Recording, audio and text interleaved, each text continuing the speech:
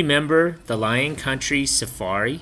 Lion Country Safari was a theme park that featured exotic sights and sounds of an African safari to the tourists of Orange County from 1970 to 1984.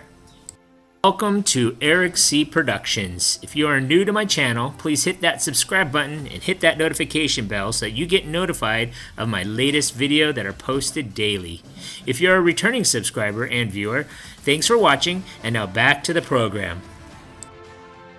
The 140-acre attraction was the brainchild of South African developer Harry Shuster, who opened the park in 1970 as a way to bring the exotic sights and sounds of an African safari to the tourists of Orange County.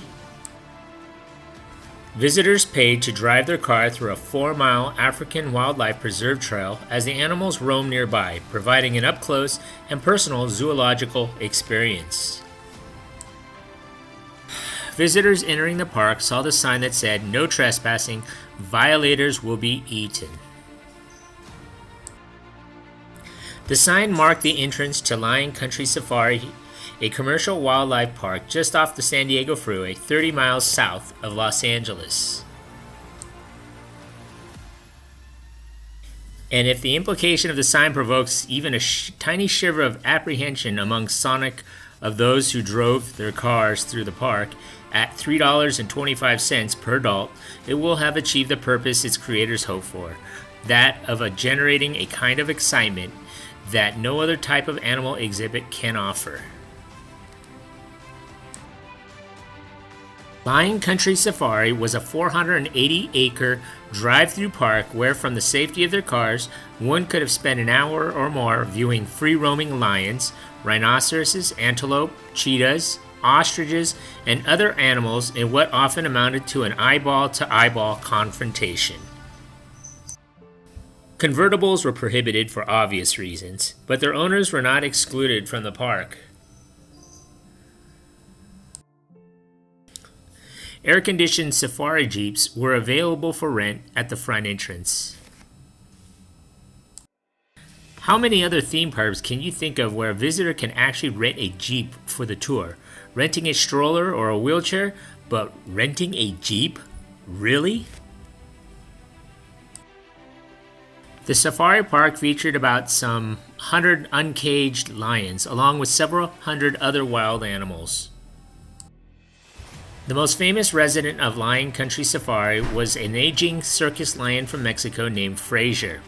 The old lion became quite popular with the lionesses, and a population boom of cubs soon followed. The elderly, nearly toothless lion named Frazier arrived in February of 1971.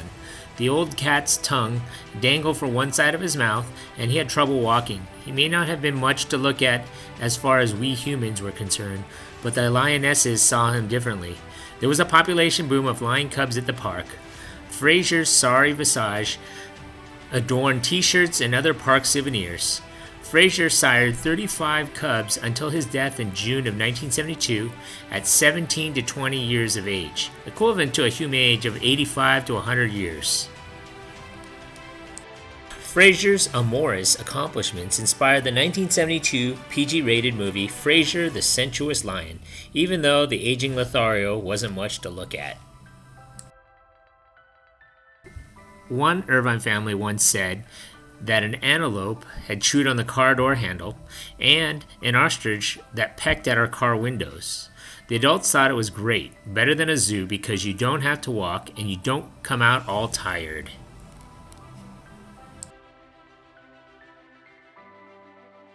The concept of the drive-through animal preserve stems from practices followed for decades in the huge African national parks where vast herds of animals can be viewed by tourists who are not permitted to leave their vehicles.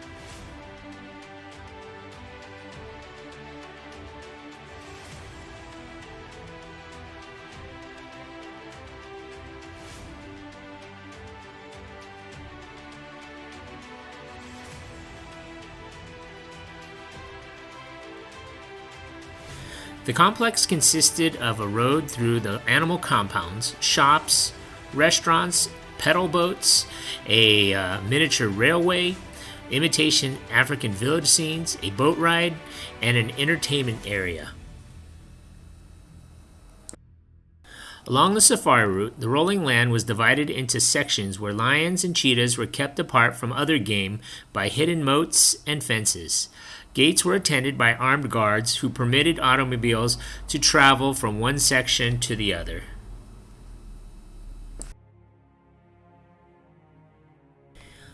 Each of the animal sections were patrolled by a ranger in a white and black striped truck. He was armed with a gun that fired tranquilizing darts and a shotgun. Explaining that visitors are given instructions, do not leave the car, roll windows up, etc., a park director said. Our only worry is if somebody should get out of his car and excite the animals, then, if there was trouble, we'd have to shoot the animal. After the car safari, visitors could explore the other theme attractions in the park. There was an African express train, hippo pedal boats, and the Zambezi River. Unlike the Jungle Cruise at Disneyland, a few miles north, Lion Country Safari advertised that if your boat should run into a hippopotamus while cruising along, it will be a real hippo. In 1978, a wayward hippo named Bubbles managed to escape and ended up in a drainage ditch behind the park. She was loose for 19 days and fumbled attempts to recapture her made national news. Unfortunately, Bubbles fell awkwardly after receiving a tranquilizing shot and died from drowning. In 1981, Irvine Meadows Amphitheater, now called 5 Point Amphitheater, was added to Lion Country Safari. In 1982, Anthony Stopani was attacked by a 500-pound Siberian tiger who dragged the screaming toddler into the nearby bushes after escaping his cage in the park south of Irvine. The 5-year-old boy who was severely mauled by the tiger at Lion Country Safari was later awarded $20 million in an out-of-court settlement. An Asian elephant named Misty broke free after a 1983 concert at nearby Irvine Meadows Amphitheater. Park warden Lee Keaton tried to rechain the animal, but was killed when Misty stepped on and crushed his skull. The elephant escaped and was on the loose for 3 hours, causing a traffic jam on the 405 freeway.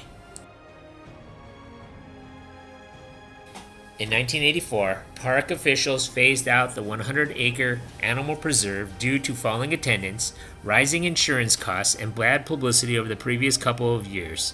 Shuster replaced a portion of it with a major water-themed amusement park. This land is so valuable that it is no longer makes sense to have these animals occupying 100 choice acres, said Harry Shuster, president of Lion Country Safari Inc., sold its estimated 300 wild animals valued at more than $200,000 at the time to other animal parks and zoos nationwide. In November 1984, after more than 14 years in business, Lion Country Safari closed permanently.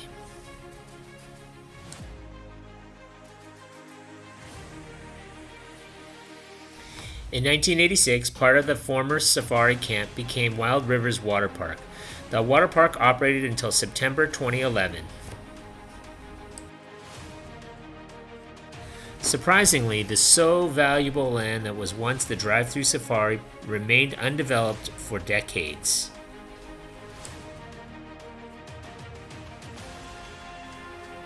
It's now the site of Los Olivos, the largest apartment complex in Orange County with 1,750 units. The Lion Country Safari name has long been erased. Moulton Parkway adjacent to the site is now called Irvine Center Drive.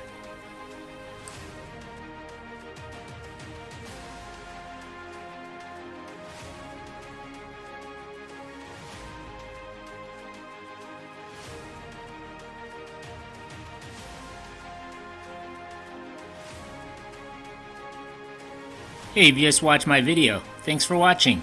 Hit that like button and please subscribe to Eric C. Productions.